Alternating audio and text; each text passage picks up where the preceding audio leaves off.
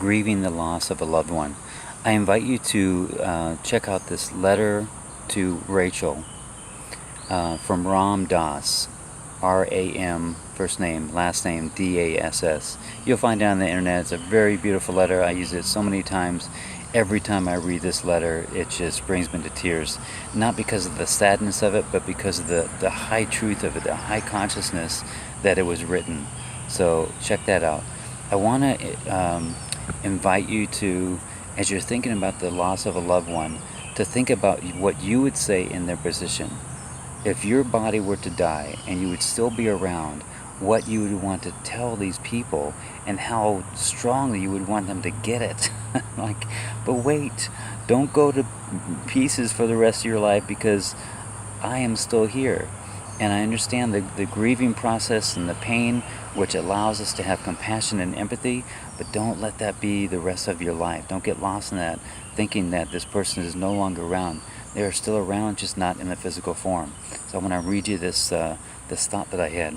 At some time in the future, at the end of our grieving, our hearts will mend and our thoughts will be lifted.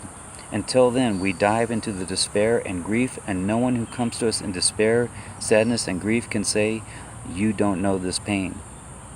Because it will be in that moment that time will stop. We will reflect back and be ever grateful for our own experience. As an inner warmth envelops our heart, we begin to offer our gift to an unknown number of souls. And that tends to happen a lot. The experience that I've had, especially the negative ones that caused me to really reflect inwardly and grieve and go into sadness and depression, that when I'm in front of someone and they're going through a very similar experience, that I can honestly say to them, I know what it is you're going through. I have direct experience with this, and I have something pure and authentic to offer you that's not theory, that this is something that can be truly healing for you. And it's in that exact moment, like it says, that time will stop. And you will know in that time that that experience that you had was a total blessing.